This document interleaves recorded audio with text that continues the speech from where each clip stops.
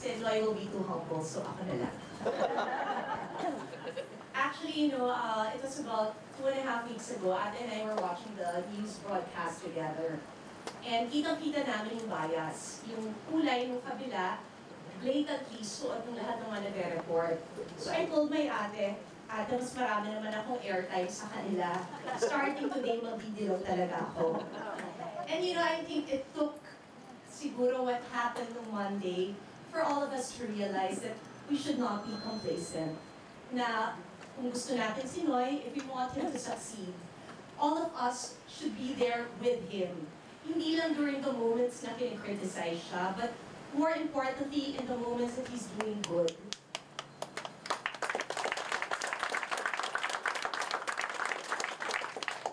I have a lot of social networking followers, and everyone who says good things about him, may bonus sila kasi I reply. Siyempre yung mga nega, binablock ko na lang. Pero konting-konti lang sila. And yun ang I shared that with my sisters, and I guess I can tell that to Noy now, that the great majority of our people still really believe in him. They know what a good job he's doing. Ang problema lang, yung mga bilib tumatahimik. So siguro ako magre-request na, kaya I said, ako na magsasalita kasi gusto kong inganyohin lahat ng mga gusto yung trabaho niya, gustong ipagpatuloy niya yung magandang ginagawa niya, bigyan natin siya ng lakas. He can't do it on his own. We need to stand by him and give him strength. And please pray with us all so that he stays alive. Hindi, kasi parang, gusto namin talaga na good health, wisdom, strength, courage, and I guess the fortitude to last. When it was mom's time, and nakikita ko yun si Secretary Gasmin, never naging issue sa amin We didn't have to pray for her. No matter what she went through, we knew she could handle it. But it's really different when it's your brother. Iba yung nararamdaman mo, iba yung gusto mong gawin para matulungan siya. And siguro ako may karapatan magsalita dahil alam naman ni Noy kung gaano kayong buwis na binabayad ko. And this is one time that I'm not complaining.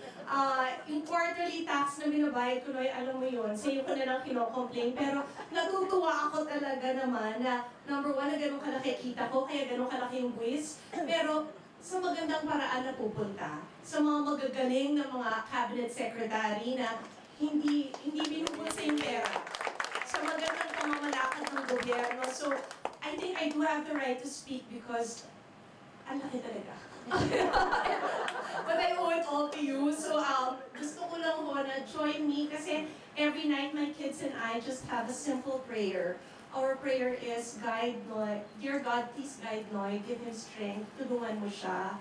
Bigyan niyo siya ng inspirasyon. Palakasin niyo siya. At sana yung mga naniniwala sa kanya, iparamdam sa kanya araw-araw na hindi siya nag-iisa. Maraming. Mom, I know you're so proud of your son. And in the same way, all of us here right now, we're so proud talaga of everything he is. And we know that we are what we are because of our parents.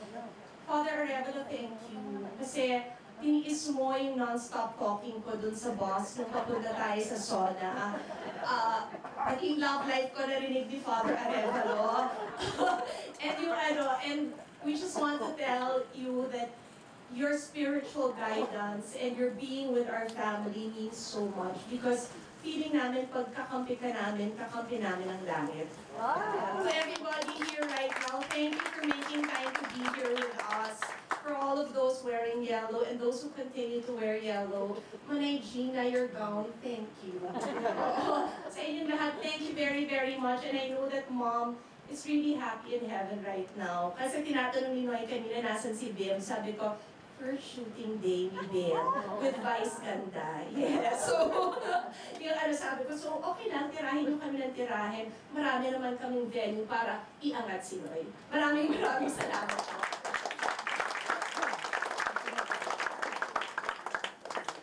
Thank you, Liz, very much.